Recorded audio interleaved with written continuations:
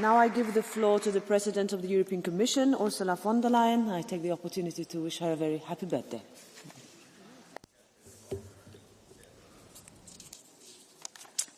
Madam President, Madam Minister, honourable members, something new and dangerous is happening in our skies.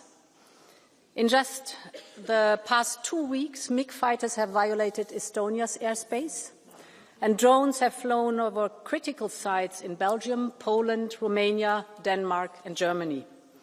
Flights have been grounded, jets scrambled, and countermeasures deployed to ensure the safety of our citizens. Make no mistake, this is part of a worrisome pattern of growing threats. Across our Union, undersea cables have been cut, airports and logistic hubs paralysed by cyber attacks, and elections targeted by malign influence campaign. These incidents are calculated to linger in the twilight of deniability. This is not random harassment. It is a coherent and escalating campaign to unsettle our citizens, test our resolve, divide our union, and weaken our support for Ukraine. And it is time to call it by its name. This is hybrid warfare, and we have to take it very serious. To those who still doubt, look at what is happening. One incident may be a mistake, 2 incidents a coincidence, but 3, 5, 10. This is a deliberate and targeted grey zone campaign against Europe, and Europe must respond. We must investigate every incident, and we must not shy away from attributing responsibility, because every square centimetre of our territory must be protected and safe. And honourable members, Russia wants to sow division. We have to answer with unity. It was Italian pilots under NATO's air policing mission that escorted Russian jets from Estonian skies.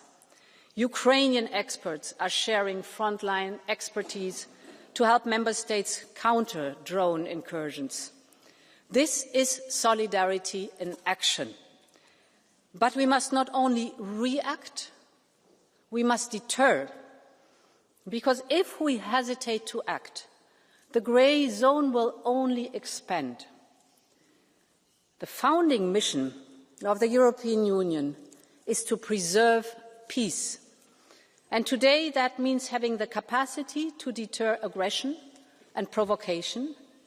And Europe must urgently equip itself with a strategic capacity to respond, one that is ready to address the changing nature of warfare. We must develop and maintain it together, and we must be capable of responding in real time. Now, the work has already begun. We are seeing the biggest surge of defence spending in the history of the Union. The Readiness 2030 agenda will mobilise up to €800 billion till 2030. Now we need a precise pan-European plan, coordinated very closely with NATO, on how to move forward. And this is the core of the scoping paper we presented to leaders in Copenhagen last week. And soon we will present, actually in 2 weeks, we will present our Readiness Roadmap 2030 that we call Preserving Peace. This will not only set common objectives, but also very concrete milestones and timelines on the way to 2030. Because we all know only what gets measured gets really done. And I want to focus on 3 points that are central to this work. The first point deals specifically with violations of our airspace. Here, I'm talking about a new pan-European flagship, the Eastern Flank Watch, and the drone wall. And the drone wall is our response to the realities of modern warfare. Just think about what happened in Poland.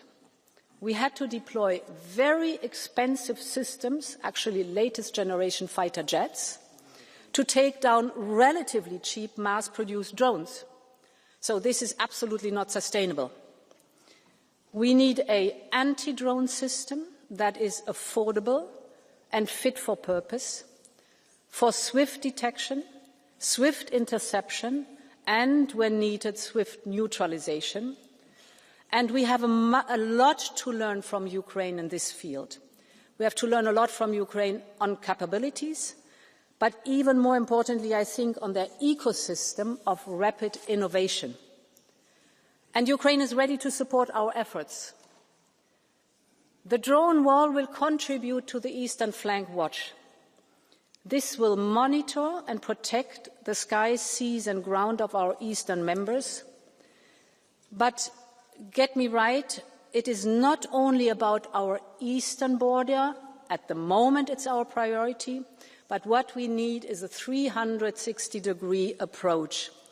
This anti-drone system will be a shield for our entire Union, including, of course, the southern flank. And it should be designed to address a wide spectrum of challenges, from responding to natural disasters, to tackling international organized crime, from monitoring weaponized migration, to controlling the Russian shadow fleet, and the list is long. Autonomous systems are at the center of the 21st century security, and Europe must be at the cutting edge. Honourable members, the protection of our people, our skies and our infrastructure requires more than drones. It requires drones, but more than that.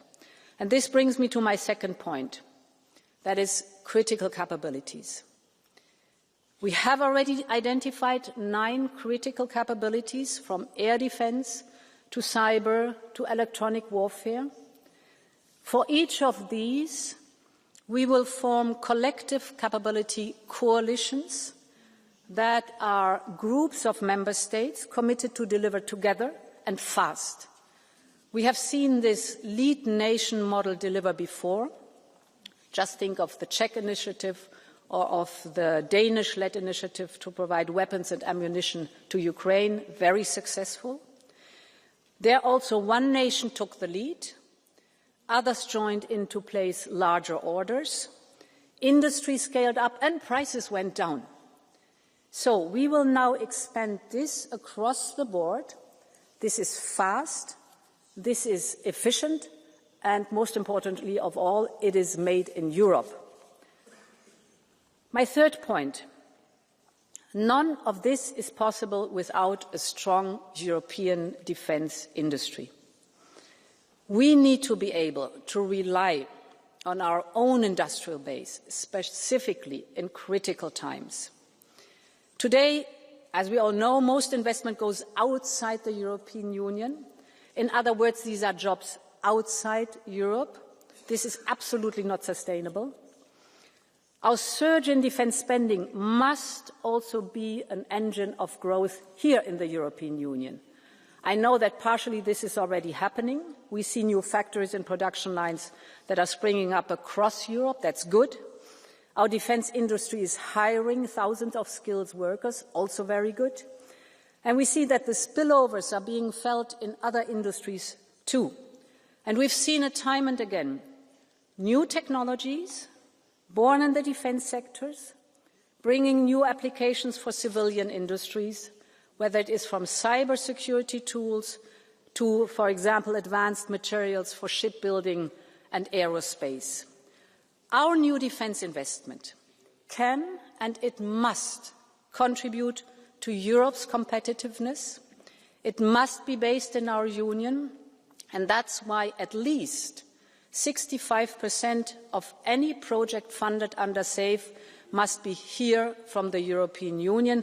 This is European money, and we want to see a return on investment of this European money in jobs here in Europe.